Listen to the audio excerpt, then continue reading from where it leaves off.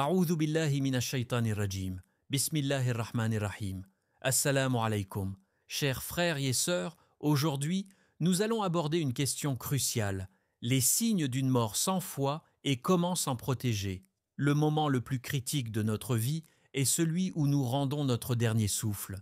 C'est à cet instant que se manifeste ce que nous avons aimé, valorisé et à quel point nous avons été proches d'Allah. Mais allons-nous finir notre vie avec la foi ou en serons-nous privés? Ensemble, nous allons explorer cette question à la lumière du Coran et des hadiths. Restez avec nous jusqu'à la fin, car cette vidéo peut servir de guide à chacun d'entre nous. L'importance de la mort et du dernier souffle.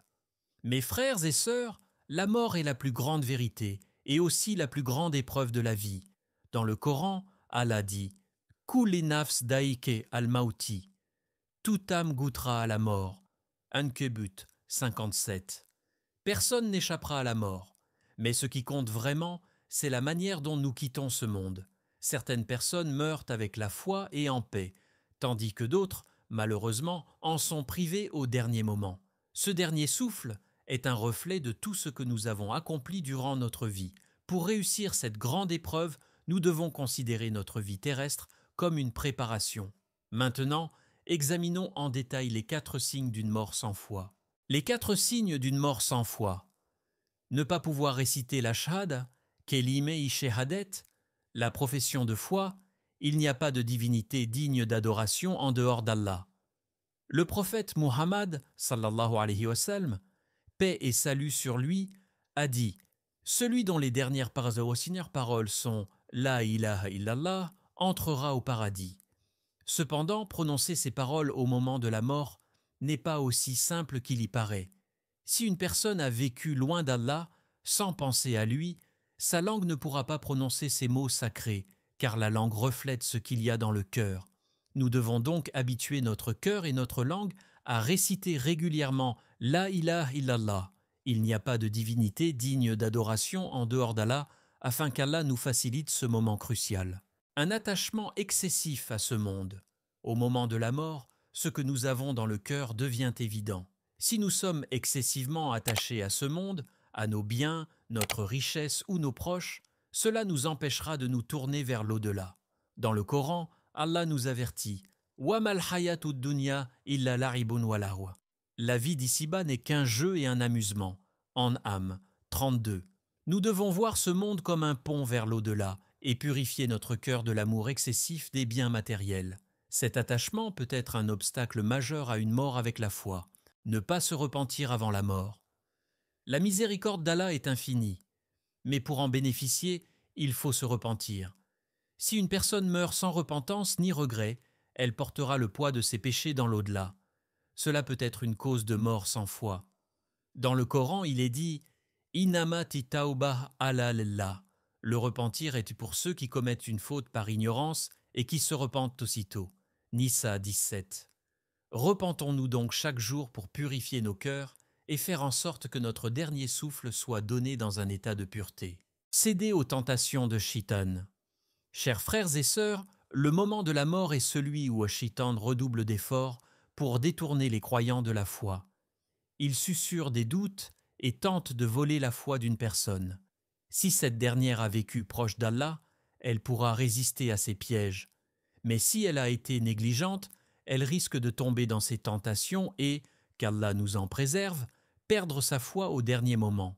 Le prophète, sallallahu alayhi wa sallam, paix et salut sur lui, a dit « Le shaitan circule dans les veines de l'homme, mais il ne peut approcher ceux qui se rappellent Allah. C'est pourquoi il est essentiel de ne jamais cesser de se souvenir d'Allah. » Comment se protéger d'une mort sans foi?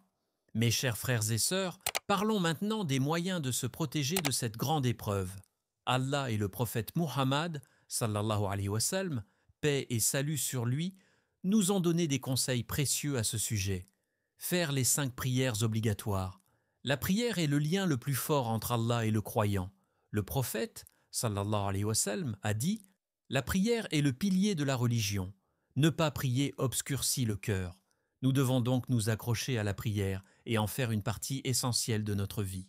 Multiplier les invocations et le repentir. Chaque jour, invoquons Allah et demandons pardon. Pour un dernier souffle empreint de foi, nous pouvons réciter cette invocation. Allahumma khtim lana bil iman wa shahada. Ô Allah, fais que ma fin soit avec la foi et la profession de foi. Faire le dhikr et lire le Coran. Le dhikr, le rappel d'Allah, purifie le cœur et protège des tentations de Shaitan. Habituez-vous à réciter La ilaha illallah. Il n'y a pas de divinité digne d'adoration en dehors d'Allah. Et Subhanallah wa bihamdi. Gloire et louange à Allah. Lisez également régulièrement le Coran et méditez sur ses enseignements. Donnez la sadaqa. La sadaqa efface les péchés et rapproche de la miséricorde d'Allah. Habituez-vous à donner généreusement pour purifier vos biens et obtenir la satisfaction d'Allah. Chers frères et sœurs, la vie est une épreuve courte mais décisive. Chaque souffle que nous prenons nous rapproche du moment où nous rencontrerons notre Créateur. Dans le Coran, Allah dit « Ya ayyuha ladhina amanu ittaqwallaha haqqa tuqati, wa la tamutunna illa wa antum muslimun » Ô vous qui croyez, craignez Allah comme il doit être craint et ne mourrez qu'en pleine soumission. Ali Imran 102. Rappelons-nous que le dernier souffle n'est pas une fin, mais le début de l'éternité. Que cet instant crucial soit illuminé par notre foi, purifié par nos prières et enrichi par notre proximité avec Allah.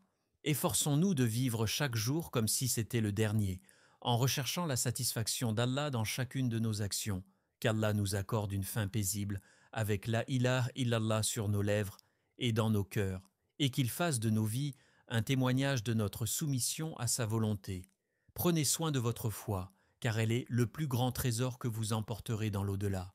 Qu'Allah vous protège et vous guide toujours. À très bientôt pour une nouvelle vidéo, Inch'Allah, et qu'Allah vous bénisse tous.